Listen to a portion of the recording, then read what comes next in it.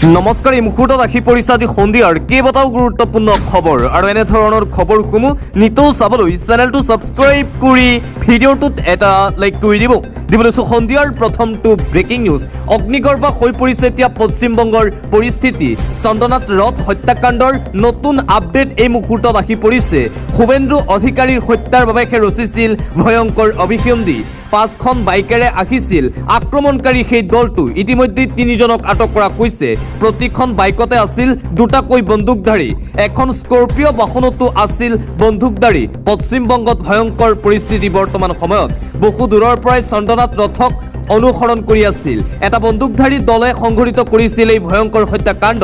15 পৰা 20 দিন ধৰি চন্দনাথ ৰথক হত্যা কৰিবলৈ সুযোগ বিচাৰি আছিল। অত্যাধুনিক মাৰণাস্ত্ৰ ব্যৱহাৰ কৰি হত্যা কৰা হ'ল চন্দনাথক। আক্ৰমণকাৰীয়ে ব্যৱহাৰ কৰা বাহনত আছিল ভুৱা নম্বৰ প্লেট। ভুৱা পঞ্জীয়ন নম্বৰৰ বাহনেৰে আগভেটা দিছিল দুৰ্বৃত্তৰ দলে।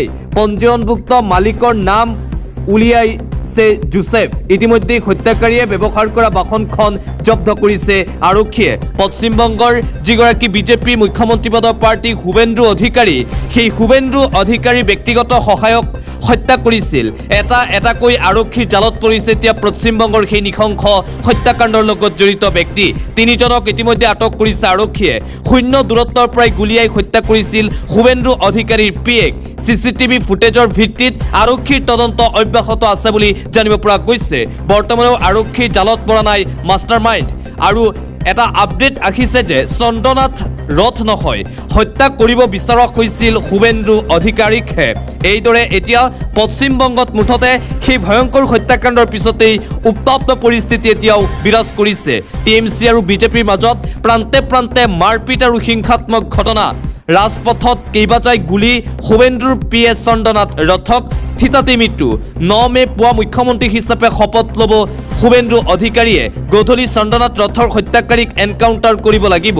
চন্দনাথ ৰথৰ ঘনিষ্ঠ বন্ধু কাছিম আলীৰ বিস্ফোৰক মন্তব্য। দুৰ্বৃত্তই হত্যা কৰিব বিচাৰিছিল শুভেন্দু অধিকাৰীক, কিন্তু শুভেন্দু অধিকাৰীৰ বিপৰীতে শুভেন্দু অধিকাৰীৰ পিয়েকহে হত্যা কৰা হৈছে। এই ঘটনাৰ পিছতেই পশ্চিমবংগত বিজেপি আৰু টিএমচি নেতাকৰ্মীৰ মাজত প্ৰচণ্ড হিংসাত্মক ঘটনা অব্যাহত আছে। প্ৰায় 24 ঘণ্টাত 10জনতকৈও অধিক লোকৰ মৃত্যু হৈছে পশ্চিমবংগত। মুঠতে পশ্চিমবংগত তৃণমূল কংগ্ৰেছ পৰাস্ত হোৱাৰ পিছতেই পশ্চিমবংগৰ বিভিন্ন ঠাইত ইখনৰ পাছত সিখন ভয়ংকৰ হিংসাত্মক ঘটনা আৰু হত্যাকাণ্ডৰ ঘটনা পোহৰলৈ আহি আছে। মুঠতে অশান্ত আৰু হিংসাত্মক ঘটনাৰে এতিয়া ভৰপূৰ হৈ আছে পশ্চিমবংগ। দিবলৈ আন এটা ব্ৰেকিং নিউজ। আজি সমাপ্ত হ'ল মুখ্যমন্ত্ৰী হিচাপে মমতা বেনাৰ্জীৰ কাৰ্যকাল, কিন্তু পদত্যাগ কৰা নাই তৃণমূল কংগ্ৰেছৰ নেত্ৰী মমতা বেনাৰ্জীয়ে। মই কিয় পদত্যাগ কৰিম? আমি নিৰ্বাচনত পৰাস্ত হোৱা নাছিলোঁ। ভোট লুট আৰু ষড়যন্ত্ৰৰে পৰাস্ত কৰা হৈছে। প্ৰয়োজনত আদালতৰ কাষ চাপিম বুলি মমতা বেনাৰ্জীৰ হুংকাৰ প্ৰদান। মমতাই পদত্যাগ নকৰি মুখ্যমন্ত্ৰীৰ কাৰ্যালয় দখল কৰি থাকিলে ৰাজ্যপালে আৰক্ষীৰ দ্বাৰা উচ্ছেদ চলোৱাৰ পূৰ্ণ সম্ভাৱনা আছে। আৰু আজি মুখ্যমন্ত্ৰী হিচাপে ম্যাদ উকলিছে পশ্চিমবংগৰ প্ৰাক্তন মুখ্যমন্ত্ৰী মমতা বেনাৰ্জীৰ। ম্যাদ উকলিলেও এতিয়াও মুখ্যমন্ত্ৰী পদৰ পৰা পদত্যাগ কৰা নাই মমতা বেনাৰ্জীয়ে। মমতা বেনাৰ্জীয়ে যদি আজিৰ দিনটোত পদত্যাগ নকৰে, তেন্তে মমতা বেনাৰ্জীৰ কাৰ্যালয়ত ৰাজ্যপালে আৰক্ষীৰ দ্বাৰা উচ্ছেদ চলোৱাৰ পূৰ্ণ সম্ভাৱনা আছে। কোনো কাৰণতেই মমতা বেনাৰ্জীয়ে মুখ্যমন্ত্ৰী পদৰ পৰা পদত্যাগ নকৰে। মমতা বেনাৰ্জীৰ মন্তব্য, শেষ কথা, মই পদত্যাগ নকৰোঁ। প্ৰয়োজনত আন্তঃৰাষ্ট্ৰীয় আদালতলৈ যাম। দলীয় কৰ্মী সভাত মমতা বেনাৰ্জীৰ এই ঘোষণা। বিজেপিয়ে খেলিমেলি কৰিছে ইভিএমত, ভোট চুৰি কৰিছে। 100খন চিটত খেলিমেলি কৰিছে নিৰ্বাচন আয়োগে। সেয়েহে মই মুখ্যমন্ত্ৰী পদৰ পৰা পদত্যাগ নকৰোঁ। মই পৰাস্ত হোৱা নাই। বিজেপিয়ে কেৱল মাত্ৰ নিজৰ শক্তি প্ৰয়োগ কৰি তৃণমূল কংগ্ৰেছক ধ্বংস কৰিছে। গতিকে মই পদত্যাগ নকৰোঁ। প্ৰয়োজনত আন্তঃৰাষ্ট্ৰীয় আদালতলৈ যাম বিজেপি আৰু নিৰ্বাচন আয়োগৰ বিৰুদ্ধে। এইদৰে দলীয় কৰ্মী সভাত হুংকাৰ প্ৰদান কৰিছে পশ্চিমবংগৰ প্ৰাক্তন মুখ্যমন্ত্ৰী মমতা বেনাৰ্জীয়ে। দিবলৈ আন এটা ব্ৰেকিং নিউজ। অসমত কংগ্ৰেছৰ শোচনীয় পৰাস্ত হোৱাৰ পিছতেই ইভিএমক লৈ প্ৰশ্ন উত্থাপন কৰিছে কংগ্ৰেছ নেত্ৰী মীৰা বৰঠাকুৰে। ইভিএম মুক্ত নিৰ্বাচন পাতিবলৈ সাহস হ'বনে নিৰ্বাচন আয়োগৰ? জাপানত তৈয়াৰী ইভিএম ভাৰতত ব্যৱহাৰ হৈ আছে, কিন্তু জাপানত ইভিএম নিষিদ্ধ কিয়? উন্নত কোনো দেশতেই ইভিএম ব্যৱহাৰ নকৰে কিয়? Germany, America, Japan, Italy, Netherland, Ireland, Bangladesh আদি দেশত EVM নিষিদ্ধ কিয়? কাৰণ EVM হেক কৰিব পাৰি। ট্ৰান্সপেৰেন্সি বিশ্বাসযোগ্য নহয়। নিৰ্বাচনত কংগ্ৰেছৰ শোচনীয় পৰাজয় হৈছে মানি লৈছো, কিন্তু হিমন্ত বিশ্ব শৰ্মাই কোৱাৰ দৰেই 102টা সমষ্টি অখিল গগৈ বিৰোধী হিচাপে অকলে থাকিব, কংগ্ৰেছৰ কেৱল মুছলমানসকলহে বিধায়ক হৈ থাকিব, ই কেতিয়াও বিশ্বাসযোগ্য বা গ্ৰহণযোগ্য নহয়। এইদৰে পৰাস্ত হোৱাৰ পিছতেই EVMক লৈ কেইবাটাও প্ৰশ্ন উত্থাপন কৰিছে কংগ্ৰেছ নেত্ৰী মীৰা বৰঠাকুৰে। ইমান ভাল কাম কৰা চৰকাৰে কিয় আমাক ভুল প্ৰমাণিত কৰিবলৈ EVM মুক্ত নিৰ্বাচন পাতিবলৈ সাহস নকৰে? জাপান ভ্ৰমণৰ ৰহস্য এদিন ক'লেও ফাদিল হ'ব। কিমান পেকেজত ফিক্সিং হ'ল ৰাইজৰ মূৰত মাধমাৰ্দী ৰাইজে বুজিবলৈ বাকী। মুখ্যমন্ত্ৰীলৈ আহ্বান, আগতীয়াকৈ নিৰ্বাচনী ফলাফল কৈ দিব পৰা মুখ্যমন্ত্ৰীয়ে কৈ দিব পাৰিবনে? যোৱা সময়ত 2 লাখ কোটিৰ ঋণৰ বোজা ৰাইজৰ মূৰৰ ওপৰত দিলে, অহা 5 বছৰত আৰু ঋণৰ বোজা নিদিওঁ বুলি ক'বলৈ সাহস হ'বনে হিমন্ত বিশ্ব শৰ্মাৰ? অমিত শ্বাহ ডাঙৰীয়াই আৰু 40 বছৰ বিজেপিৰ ৰাজত্ব থাকিব বুলি কৈছে।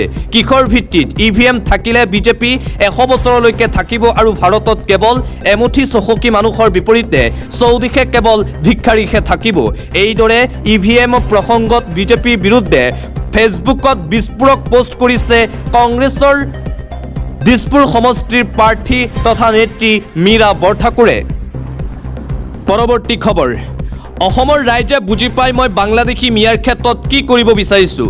পুনৰবাৰ বাংলাদেশী মিয়া প্ৰসংগৰ সন্দৰ্ভত মুখ্যমন্ত্ৰী হিমন্ত বিশ্ব শৰ্মাৰ মন্তব্য। অসমৰ ৰাইজে ভালদৰে বুজি পাই মই বাংলাদেশী মিয়াৰ ক্ষেত্ৰত কি কৰিব বিচাৰিছোঁ। যোৱা 5 বছৰত এওঁলোকৰ ভৰি ভাঙিলোঁ, এইবাৰ ৰাজনৈতিকভাৱে কঁকাল ভাঙিম। আমাৰ উপাসনাস্থলী অৰণ্য এওঁলোকে দখল কৰিছে। এওঁলোকৰ লাভ জেহাদৰ বলি হৈছে আমাৰ যুৱতীসকল। অসমত যিমান অপৰাধমূলক কাম হয় সকলোতে বাংলাদেশী মিয়া মুছলমান। বাংলাদেশী মুছলমানৰ বেদখলত থকা 50,000 একৰ ভূমি 5 বছৰত মুক্ত কৰিলোঁ। এতিয়াও এওঁলোকৰ দখলত 10 লাখ একৰ ভূমি আছে।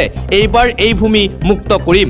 আজ তাকৰ এক সাক্ষাৎকাৰক বাংলাদেশী মিয়া সন্দৰ্ভত পুনৰবাৰ এই হুংকাৰ প্ৰদান কৰিছে অসমৰ মুখ্যমন্ত্ৰী ডক্টৰ হিমন্ত বিশ্ব শৰ্মাই। বাংলাদেশী মিয়াৰ বিৰুদ্ধে পুনৰ আৰম্ভ হ'ব সৰ্ববৃহৎ একশ্যন, ঘোষণা মুখ্যমন্ত্ৰী হিমন্ত বিশ্ব শৰ্মাৰ। আন এটা পলিটিকেল ব্ৰেকিং নিউজ, অসমত কংগ্ৰেছৰ শোচনীয় পৰাস্ত হোৱাৰ পিছতেই কংগ্ৰেছ দলত এতিয়া পদত্যাগৰ জোৱাৰ। APCCৰ সম্পাদক তথা জ্যেষ্ঠ মুখপাত্ৰ মনোৰঞ্জন বৰগোহাঁইৰ পদত্যাগ। দলৰ প্ৰাথমিক সদস্যৰ পৰা পদত্যাগ মনোৰঞ্জন বৰগোহাঁইৰ। নিৰ্বাচনত শোচনীয় পৰাজয়ৰ পাছতেই কংগ্ৰেছত পুনৰ খহনীয়া। দলটোৰ জ্যেষ্ঠ মুখপাত্ৰ পদো এৰিলে মনোৰঞ্জন বৰগোহাঁইয়ে। গৌৰৱ গগৈৰ কাম কাজত তীব্ৰ অসন্তুষ্টি প্ৰকাশ কৰি কংগ্ৰেছ ত্যাগ। 33 বছৰ ধৰি কংগ্ৰেছত আছিল মনোৰঞ্জন বৰগোহাঁই। গৌৰৱ গগৈৰ মইমতালিত অতিষ্ঠ হৈছোঁ, ক্ষুণ্ণ হৈছোঁ। দলটোত বৰ্তমান পাগলামী বান্দৰামীলৈ পৰিণত হৈছে বুলি অভিযোগ। তৰুণ গগৈ ছাৰ নোপোৱা হোৱাৰ পৰা কংগ্ৰেছ অনুশাসনহীন হৈ পৰিল। দলীয় নেতাকৰ্মীৰ অসুখ হ'লে, আত্মীয়ৰ মৃত্যু হ'লেও এটা খবৰ নলয় গৌৰৱে। সাংসদ হোৱাৰ পিছত কোনো এজন পৌৰপতি জিলায়ুক্তৰ লগত বৈঠক নকৰিলে।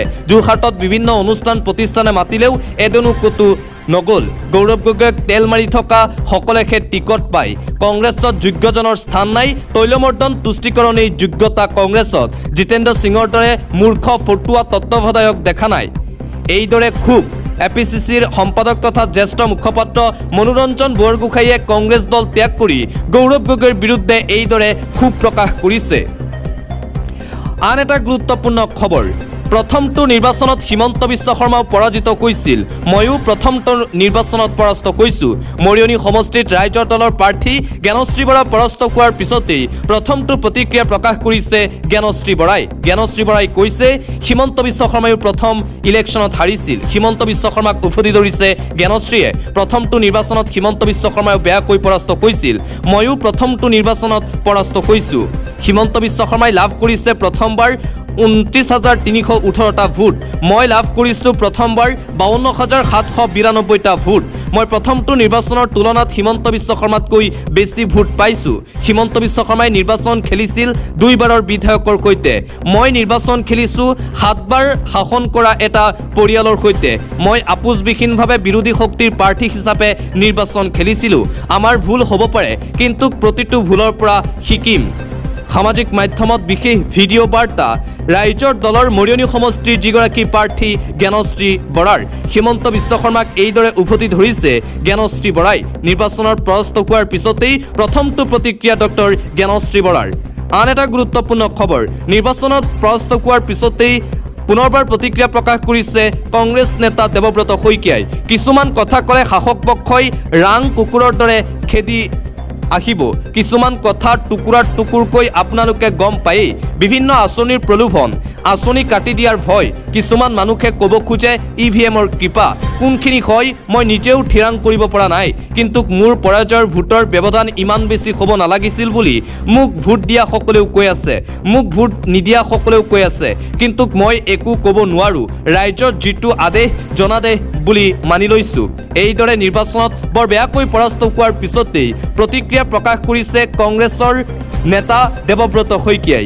EVM আৰু চৰকাৰী আঁচনিৰ বাবেই এইবাৰ কংগ্ৰেছে অসমত এইদৰে পৰাস্তবৰণ কৰিবলগীয়া হ'ল বুলিও মন্তব্য কৰিছে কংগ্ৰেছ নেতা তথা প্ৰাক্তন বিধায়ক দেৱব্ৰত শইকীয়াই। আন এটা পলিটিকেল ব্ৰেকিং নিউজ, আজি বিহাৰত আনুষ্ঠানিকভাৱে নতুন মুখ্যমন্ত্ৰী হিচাপে শপত লৈছে সম্ৰাট চৌধুৰীয়ে। আজি বিহাৰত সম্ৰাট চৌধুৰীৰ মন্ত্ৰীসভা সম্প্ৰসাৰণ আনুষ্ঠানিকভাৱে শপত গ্ৰহণ অনুষ্ঠান। নতুনকৈ শপত গ্ৰহণ কৰিলে ২৭ গৰাকীকৈ মন্ত্ৰীয়ে বিহাৰত। শপত গ্ৰহণ অনুষ্ঠানত অংশ ল'লে বিজেপিৰ 12 গৰাকীকৈ মন্ত্ৰীয়ে। JDUৰ 11 গৰাকী মন্ত্ৰীও শপত ল'বলৈ আজি সাজু হৈছিল। LJPৰ পৰা 2জন মন্ত্ৰীয়ে অংশ লয় শপত গ্ৰহণ অনুষ্ঠানত। HAM RLPৰ পৰা শপত গ্ৰহণৰ সম্ভাৱনা। আৰু আজি আনুষ্ঠানিকভাৱে বিহাৰত নতুন মুখ্যমন্ত্ৰী হিচাপে সম্ৰাট চৌধুৰীয়ে শপত গ্ৰহণ কৰে। পৰৱৰ্তী খবৰ, গৌৰৱ গগৈ দেৱব্ৰত শইকীয়া ৰকিবুল হুছেইনে মোক কংগ্ৰেছৰ পৰা খেদিবৰ বাবেই ষড়যন্ত্ৰ কৰিছিল। নিৰ্বাচনত পৰাস্ত হোৱাৰ পিছতেই সৃজনগাম সমষ্টিৰ AIUDFৰ প্ৰাৰ্থী তথা আমছুৰ প্ৰাক্তন নেতা ৰেজাউল কৰিম চৰকাৰে উভতি ধৰিছে কংগ্ৰেছ আৰু গৌৰৱ গগৈক। ৰেজাউল কৰিম চৰকাৰে কৈছে, গৌৰৱ গগৈ দেৱব্ৰত শইকীয়া আৰু ৰকিবুল হুছেইনে মোৰ বিৰুদ্ধে ভয়ংকৰ ষড়যন্ত্ৰ ৰচিছিল কংগ্ৰেছৰ পৰা খেদিবলৈ। মই উজনি অসমত থাকিলে তেওঁলোকৰ ভোট বেংক ক্ষতি হ'ব বুলি ভাবিছিল। নিৰ্বাচনত পৰাস্ত হোৱাৰ পিছতেই এইদৰে ৰেজাউল কৰিম চৰকাৰৰ ডাঙৰ মন্তব্য কংগ্ৰেছ দলক লৈ। আন এটা গুৰুত্বপূৰ্ণ খবৰ, অসম চৰকাৰৰ মহাধিবক্তা পদৰ পৰা পদত্যাগ দেৱজিৎ শইকীয়াৰ। মুখ্যমন্ত্ৰী হিমন্ত বিশ্ব শৰ্মাৰ পদত্যাগৰ পিছতেই পদত্যাগ দেৱজিৎ শইকীয়াৰ। সাংবিধানিক পৰম্পৰা অনুসৰিয়ে পদত্যাগ দেৱজিৎ শইকীয়াৰ। পদত্যাগ কৰি সংশ্লিষ্ট সকলো পক্ষক ধন্যবাদ জ্ঞাপন জ্যেষ্ঠ মহাধিবক্তাগৰাকীৰ। অসমৰ দৰে এখন ৰাজ্যৰ মহাধিবক্তা হোৱাটো ডাঙৰ সন্মান বুলি উল্লেখ কৰিছে মুখ্যমন্ত্ৰী হিমন্ত বিশ্ব শৰ্মাই। ইতিমধ্যেই ৰাজ্যপালৰ হাতত পত্ৰযোগে মুখ্যমন্ত্ৰী পদৰ পৰা পদত্যাগ কৰাৰ পিছতেই অসম চৰকাৰৰ মহাধিবক্তা পদৰ পৰা পদত্যাগ কৰিছে দেৱজিৎ শইকীয়াই। দিব লৈছো আন এটা গুৰুত্বপূৰ্ণ খবৰ, ভিক্টৰ দাসৰ অৱস্থা বৰ্তমান সময়ত বেয়া। মুমূৰ্ষ অৱস্থাত GMCHত দেখা গ'ল বিতৰ্কিত ভিক্টৰ দাসক। ভিক্টৰ দাসৰ ভৰিত আঘাতৰ কিছু চিন। ভিক্টৰ দাসে চিঞৰি চিঞৰি কৈছে, মোক বহুত বেয়াকৈ মাৰিছে ইহঁতে।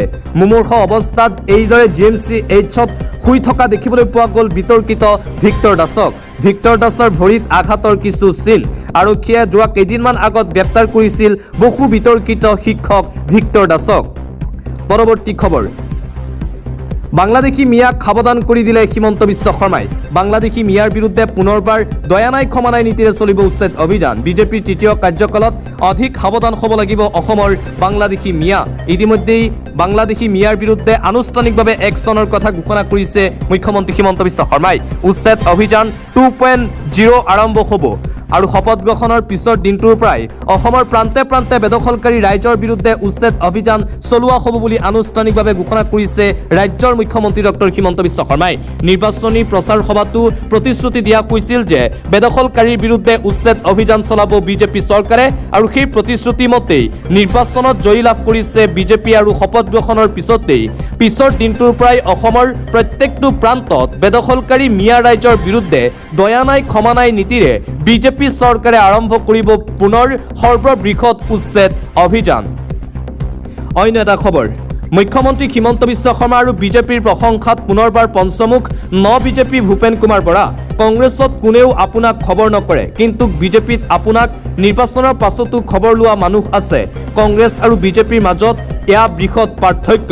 এইদৰে বিজেপি তথা প্ৰাক্তন কংগ্ৰেছৰ সভাপতি ভূপেন কুমাৰ বৰাই কংগ্ৰেছ দলক উভতি ধৰি মুখ্যমন্ত্ৰী হিমন্ত বিশ্ব শৰ্মা আৰু বিজেপি দলক প্ৰশংসাৰে উপচাই পেলায়।